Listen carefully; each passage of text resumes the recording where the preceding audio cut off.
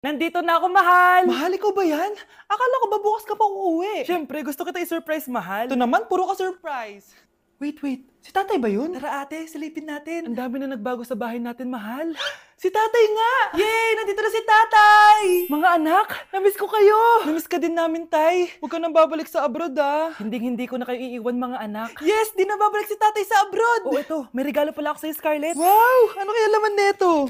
Eto naman, gumastos ka pa. Hayaan mo na, mahal. Ngayon lang ako nakabawi sa mga anak ko. Meron din ba ako regalo, tay? Siyempre naman, ikaw pa ba makakalimutan ko, Brianna? Oh, ito. Yay! May regalo din ako! Oh, matulog na kayo, ah. Kami naman ang tatay mo yung magbabanding. Sige po, Nay, matutulog na kami.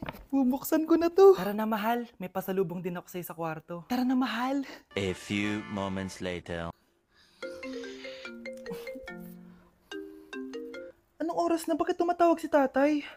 Hello, tay? Scarlett, umalis na kayo sa bahay na yan. Isama mo kapatid mo pati nanay mo.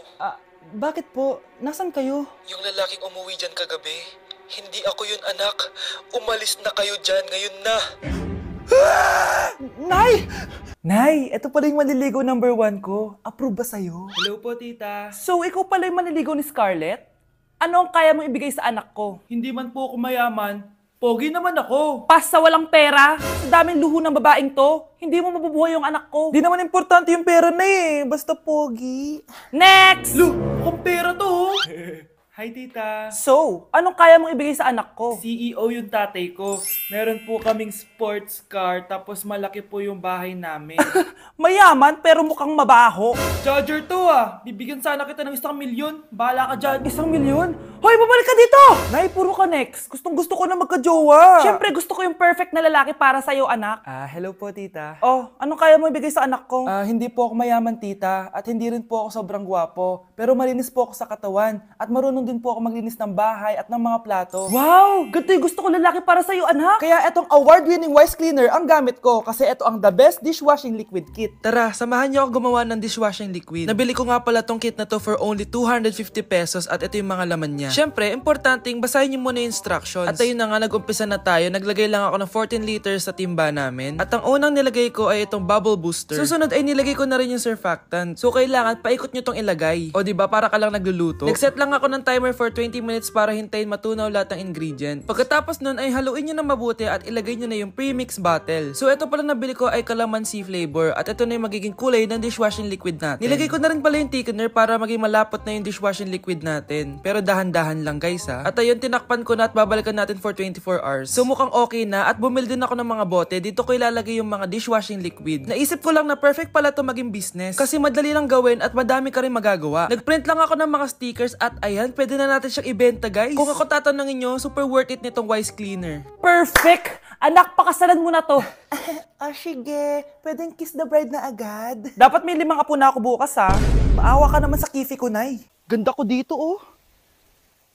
Sino yun? Nasaan na yun? Bata, okay ka lang ba? Kanina ka pa kasi nakatayo dyan eh. Pwede mo ba ako tulungan?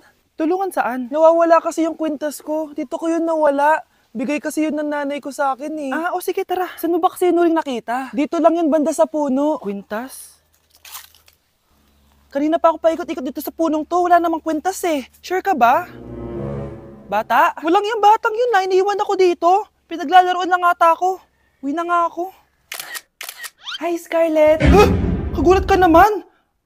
Paano ka nakapasok dito sa bahay namin? Tara, hanapin lang natin yung kwintas. Saan ka ba kasi pumunta kahapon? Bigla ka nawala eh. Hindi ko din alam eh. Oo, tara. Hanapin na natin yung kwintas mo. Yay! Anong kulay ba kasi yun? Kulay silver yung kwintas. Silver. Kanina pa ako naghahanap dito. Parang wala naman silver na kwintas dito. Bata! Iniwan na naman ako. Andito ka lang palang bata ka? Ang ginagawa mo dyan? Nay, hinahanap ko yung kwintas ng batang kasama ko. Umuwi ka na. Magagabi na oh. Sige, Nay. Nay, yan ata yung kwintas na hinahanap ng bata. Ba't nasa iyo yan? Wala to anak. Tara, uwi na tayo. Nay, saan mo ba talaga galing yung kwintas na yan?